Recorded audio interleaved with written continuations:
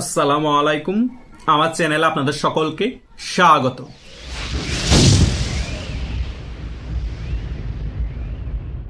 আওয়ামী লীগ বাংলাদেশের রাজনীতিতে খুব অচিরেই ফিরে আসছে।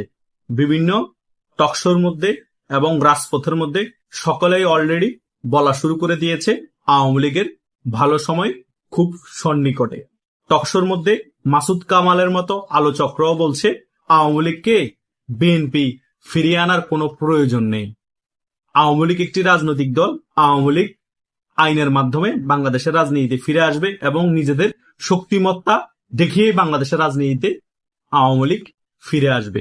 এবং খেটে খাওয়া মানুষ বিভিন্ন জায়গায় মিডিয়ার সামনে যখন বক্তব্য দেয়, তারা ক্লিয়ারলি বলে যে আওয়ামী লীগের জন্য আমরা রাজপথে জীবন দিতে প্রস্তুত আছি। কারণ এই আওয়ামী লীগের শাসন আমলে আমরা অনেক ভালো ছিলাম। আমরা 1000 টাকার উপরে ইনকাম করতাম, 2 মুঠো ভাত খেতে পারতাম এবং ঘরের জন্য ভালোভাবে বাজার করতে পারতাম। এখন আমরা ঠিকভাবে ঘরের জন্য বাজার করতে পারি না। ডেলি 500 টাকা ইনকাম করতে আমাদের কষ্ট হয়ে যায়। সো শেখ হাসিনার ডাকের অপেক্ষায় খেটে খাওয়া মানুষ বসে আছে।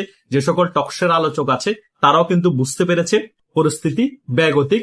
তারাও এখন বলছে, যারা কঠোর সমালোচক ছিল আওয়ামী লীগের এবং শেখ হাসিনা, তারাও ক্লিয়ারলি বলার চেষ্টা করছে আওয়ামী লীগকে এভাবে কোনোভাবেই কোণঠাসা করে রাখা যাবে না, কোনোভাবে এভাবে দমিয়ে রাখা যাবে না। আওয়ামী লীগ ঠিকই সংগঠিত হয়ে খুব শীঘ্রই বাংলাদেশের রাজনীতিতে ফিরে আসছে।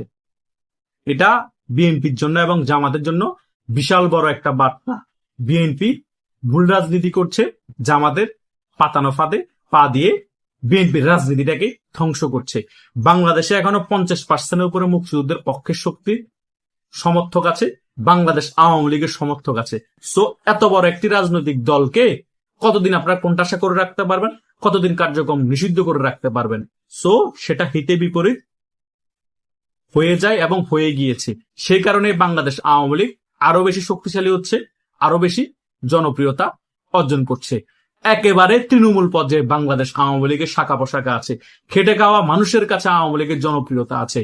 কিছু মানুষ 16 বছর বাংলাদেশ আওয়ামী লীগ ক্ষমতায় থাকার ফলে একটু অস্বস্তিতে থাকলো এবং সমালোচনা করলো বাংলাদেশ আওয়ামী লীগ নিয়ে। এখন কিন্তু বাংলাদেশ আওয়ামী লীগ নিয়ে তারা সমালোচনা করছে না, বরং তারাই চাচ্ছে বাংলাদেশ আওয়ামী লীগ আবার বাংলাদেশের রাজনীতিতে ফিরে আসুক এবং আবার ক্ষমতায় আসুক। তার মানে যে 15% 20% মানুষ আওয়ামী লীগের বিপক্ষে চলে গিয়েছিল 16 বছরের শাসন আমলের কারণে, তারা আবার আওয়ামী লীগের পক্ষে ফিরে এসেছে। আগের আওয়ামী লীগের 35 থেকে 40% সমর্থন, এখন 15 থেকে 20% সমর্থন আরো বেড়েছে।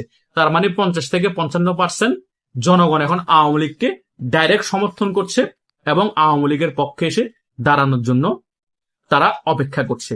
শুধু শেখ হাসিনা গ্রিন সিগন্যালের বাকি এবং আরো কিছু আওয়ামী লীগ এর কর্মীদেরকে সংগঠিত করা বাকি। তাহলে আওয়ামী লীগের মেইন খেলা শুরু হয়ে যাবে এবং খেটে খাওয়া মানুষ বলেন এবং আওয়ামী লীগের তৃণমূলের কর্মীরা বলেন, সকলেই একত্রিত হয়ে রাজপথে নামবে, রাজপথ তামা তামা করে ফেলবে। আর আওয়ামী লীগের দাবি আদায় করে ছাড়বে। আর আওয়ামী লীগের দাবি আদায় হওয়ার পরেই দেখবেন বাংলাদেশের বুকে আবার আওয়ামী লীগের পতাকা পোত করে উড়বে এবং বাংলাদেশ আওয়ামী লীগ আবার বুক ফুলিয়ে বাংলাদেশের রাজনীতি করবে। এবং শুধু রাজনীতি করবে না, আগামীতে যে নির্বাচন হবে সেই নির্বাচনে অংশগ্রহণ করে 200-র উপর আসন পেয়ে বাংলাদেশে আবার ক্ষমতায় আসবে। সো খুব শীঘ্রই বাংলাদেশ আওয়ামী লীগের জোয়ার আসছে এবং বাংলাদেশ আওয়ামী লীগের খুব সুসময় সন্নিকটে।